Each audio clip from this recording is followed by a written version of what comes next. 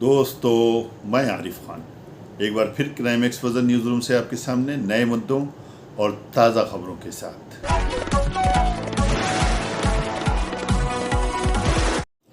इस बार मुहर्रम के ताज़ियों को लेकर सरकार, शासन प्रशासन, पुलिस प्रशासन पूरी तरह अलर्ट मोड पर था, क्योंकि कांवड़ का महीना चल रहा है कि किसी प्रकार की कोई दुर्घटना या कोई हादसा ना हो जाए। पूरे प्रदेश में जगह जगह पर छिटपुट घटनाएं हुई, लेकिन ये मामला पूरा सही तरीके से निपट गया।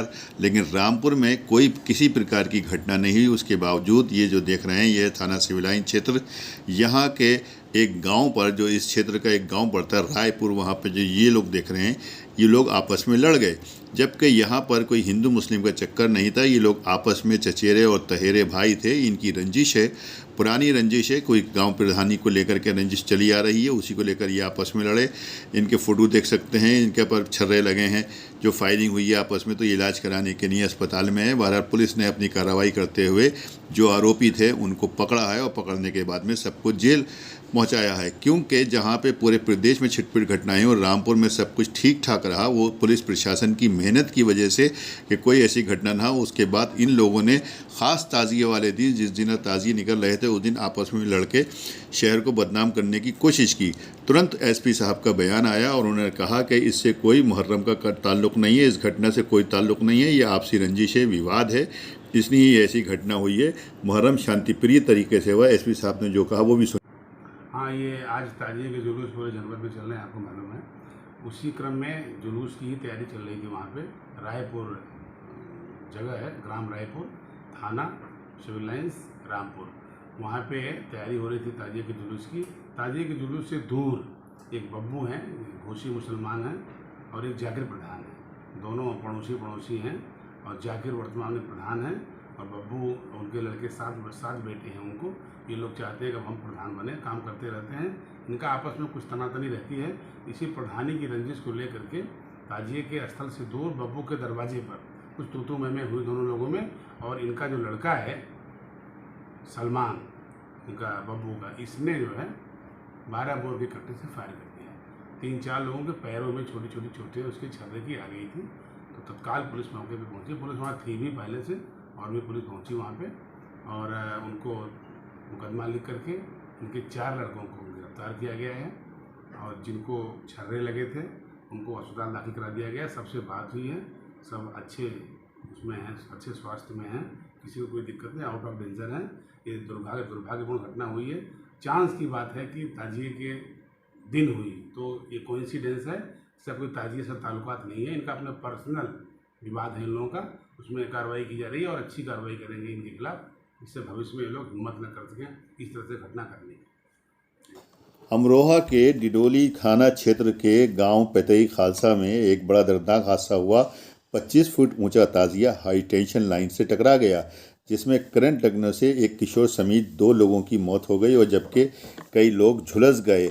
इस खालसा में 10वीं मुहर्रम को जुलूस निकाला जा रहा था। दोपहर 3 बजे 200 से अधिक लोग ट्रैक्टर ट्रॉली पर एक ताजिया लेकर चल रहे थे। इसी बीच ताजिया हाई टेंशन लाइन से टकरा गया, और जिससे ये हादसा हुआ। देखिए हमारी खास लाइन से जलकर राखों के देखिए तस्वीरें आपको दिखा रहे हैं। और इस हादसे में 20 से 30 लोग झुलस भी गए हैं। आग लगने के बाद मौके पर अफरा तफरी मच गई, भगदड़ मच गई, घायलों को अस्पताल में भर्ती करवा दिया गया है। तो बड़ा हादसा हुआ है अमरोहा में, जहां पर ताजिया का जुलूस निकाला जा रहा था, मुहर्रम का जुलूस था, लेकिन इसी दौरान जो ताजिया थी वो हाई टेंशन लाइन से टकरा गई और अचानक से उसमें आग लग गई, और इस हादसे में 20 से 30 लोग झुलस गए हैं। सभी को अस्पताल में भर्ती करवा दिया गया है। सूचना मिलते ही मौके पर प्रशासन की टीम, पुलिस की टीम पहुंच गई। लेकिन आप देखिए ये हादसा कितना भयंकर था, देखते ही देखते ताजिया जल गई। 20 से 30। दोस्तों, इस बार 2024 का चुनाव कहते हैं कि बहुत ही दिलचस्प होने के लिए जा रहा है। मोदी हैट्रिक मारने की तैयारी में है, तो विपक्ष ने 26 दलों के साथ में इंडिया नाम का अपना दल बना लिया है, जिससे कि मोदी सरकार को वोट टक्कर देने की कवायद शुरू कर चुके हैं।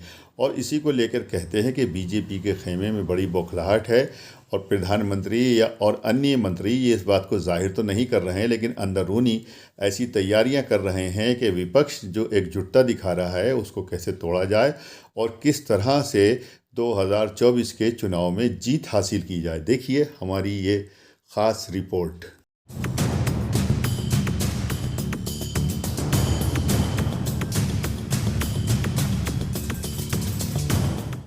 2024 के लिए बीजेपी आज से करीब साल भर पहले ही जुटी हुई है, लेकिन विपक्ष की अभी रणनीतियां भी फाइनल नहीं हो पाई हैं।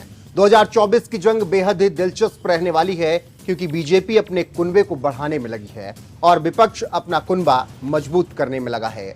इस बात से कतई इनकार नहीं किया जा सकता कि अगर विपक्ष एक साथ लड़ा तो बीजेपी की राह आसान नहीं होने वाली। इसीलिए गोलबंदी करने का कार्यक्रम जोर शोर से चल रहा है। सभी पक्ष समीकरण के हिसाब से सियासी गठबंधन तैयार करने में जुटे हैं।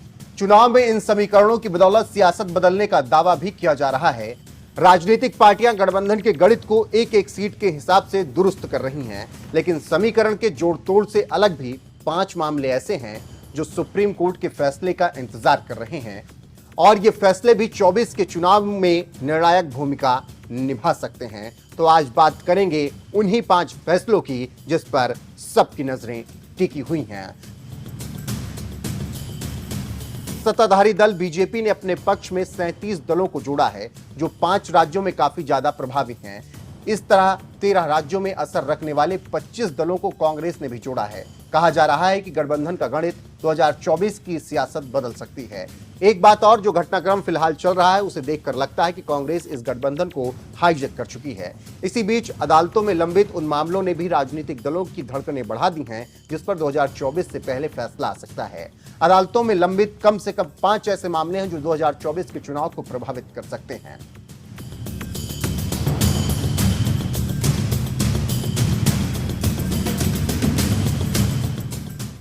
जातीय जनगणना का मामला। जातीय जनगणना की अगर बात की जाए तो नीतीश, तेजस्वी और अखिलेश यादव का इस मामले पर सबसे ज्यादा जोर है। बिहार में जातीय सर्वे के सरकारी आदेश के खिलाफ पटना हाईकोर्ट में सुनवाई पूरी हो चुकी है। हाईकोर्ट से इस पर कभी भी फैसला आ सकता है। हाईकोर्ट का आदेश भले ही किसी पक्ष में आए, इसको सुप्रीम कोर्ट में चुनौती मिलना तय माना जा रहा है। फैसला उत्तर भारत की राजनीति में उबाल ला सकता है। विपक्षी गठबंधन पहले से ही इसे पूरे देश में मुद्दा बनाने की बात कह चुका है।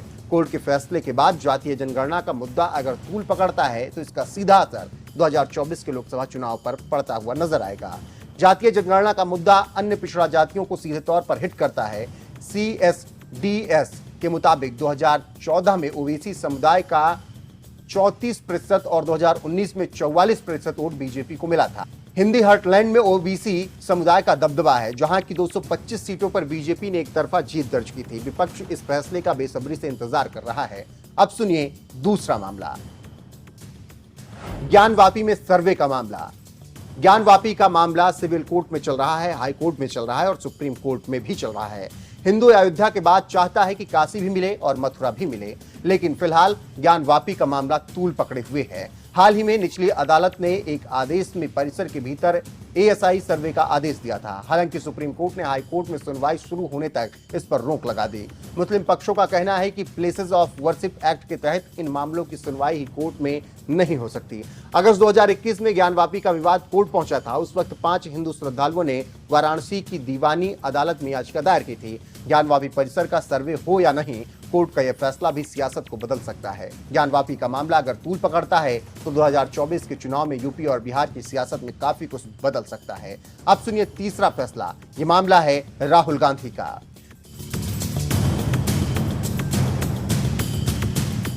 सुप्रीम कोर्ट में राहुल गांधी का मामला।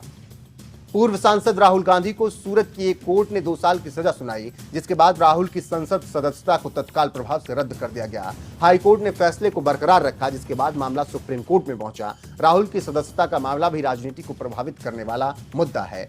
सुप्रीम कोर्ट अगर राहुल के दोष सिद्धि पर स्टे लगाता है तो कांग्रेस नए सिरे से बीजेपी पर हमलावर होगी। राहुल के चुनाव लड़ने की स्थिति में दक्षिण की सियासत भी बदलेगी। वहीं कोर्ट अगर राहुल को राहत नहीं देता तो कांग्रेस का फोकस विपक्षी एकता को मजबूत करने पर होगा। राहुल के चुनाव नहीं लड़ने की स्थिति में गांधी परिवार से प्रियंका गांधी चुनावी मैदान में उतर सकती हैं। गांधी परिवार के परंपरागत अमेठी से प्रियंका गांधी अपना दम दिखा सकती हैं, ऐसी अटकलें लगाई जा रही हैं। और अगर प्रियंका इस चुनावी विसात पर आती हैं तो राजनीति का करवट लेना स्वाभाविक है। जम्मू कश्मीर का अनुच्छेद 370 का मामला। अनुच्छेद 370 को जम्मू कश्मीर से हटाने के लिए 20 याचिकाएं दाखिल हो चुकी हैं। 2 अगस्त से इस मामले पर सुप्रीम कोर्ट रोज सुनवाई करने वाला है। हाल ही में केंद्र सरकार ने एफिडेविट जमा कर कहा कि आतंकवाद पर कंट्रोल के लिए जम्मू कश्मीर से अनुच्छेद 370 को खत्म किया गया। केंद्र ने कहा कि 370 हटने के बाद टेरर नेटवर्क पूरी तरह से तबाह हो गया। अब पत्थरबाजी की घटना अतीत का हिस्सा है। लेकिन याचिकाकर्ताओं का कहना है कि अनुच्छेद 370 असंवैधानिक तरीके से खत्म किया गया। याचिकाकर्ताओं की दलील है कि विधानसभा की राय लिए बिना यह नहीं किया जा सकता। अगर अब किसी कारण से सुप्रीम कोर्ट इस फैसले को पलटती है तो बीजेपी को नए ढंग से विपक्ष निश्चित तौर पर घेरने का प्रयास करेगा और इसे अपनी जीत के तौर पर भी देखेगा, जो बीजेपी के लिए झटका भी हो सकता है। लेकिन सुप्रीम कोर्ट इसके कानूनी पहलुओं पर तो सुनवाई कर सकता है, लेकिन इस बात की उम्मीद ना के बराबर है कि इसकी फिर से बहाली की जाए। और आखिर में आता है दिल्ली का अध्यादेश वाला मुद्दा। दिल्ली का बॉस कौन? दिल्ली सरकार और केंद्र सरकार के बीच गतिरोध पुराना है, लेकिन अब मामला कुछ ज्यादा पेचीदा है। दिल्ली सरकार को पावर देने के मामले में सुप्रीम कोर्ट के फैसले के खिलाफ केंद्र ने अध्यादेश जारी कर दिया। इस अध्यादेश के खिलाफ भी सुप्रीम कोर्ट की संवैधानिक बेंच सुनवाई करेगी। कोर्ट ने कहा कि वो 2 सवालों का जवाब ढूंढेगी। पहला, दिल्ली के लिए कानून बनाने की संसद की शक्तियों की सीमाएं क्या है, और दूसरा, क्या संसद अपनी शक्तियों का इस्तेमाल करते हुए प्रशासनिक सेवाओं पर नियंत्रण वापस लेने के संबंध में कानून बनाकर दिल्ली सरकार के लिए शासन के संवैधानिक सिद्धांतों को निरस्त कर सकती है। सुप्रीम कोर्ट का पहले आदेश आया था कि चुनी हुई सरकार के हाथ में ही सत्ता होनी चाहिए, लेकिन एक ही हफ्ते के बाद केंद्र सरकार ने अध्यादेश लाकर इस फैसले को पलट दिया। तो ये कुछ ऐसे मुद्दे हैं जो 24 के चुनाव पर सीधा असर डालने वाले हैं। मामले भले ही सुप्रीम कोर्ट में है, लेकिन सत्ता को सीधे तौर पर प्रभावित कर सकते हैं। इसके अलावा विपक्ष भी इससे अछूता नहीं है, और ज्यादातर फैसले अगर सरकार के खिलाफ आते हैं तो विपक्ष उसे ब्रह्मास्त्र के तौर पर इस्तेमाल करने से परहेज नहीं करेगा। फिलहाल देखना होगा कि सुप्रीम कोर्ट इन मामलों में कब फैसला सुनाता है, और 2024 के चुनाव से पहले क्या वो फैसला सुना पाता है या फिर नहीं। फिलहाल वीडियो अगर पसंद आई हो तो लाइक कीजिए, शेयर कीजिए और चैनल को ज़रूर सब्सक्राइब कीजिए ताकि डायरेक्ट नोटिफिकेशंस आप तक पहुंचते रहें।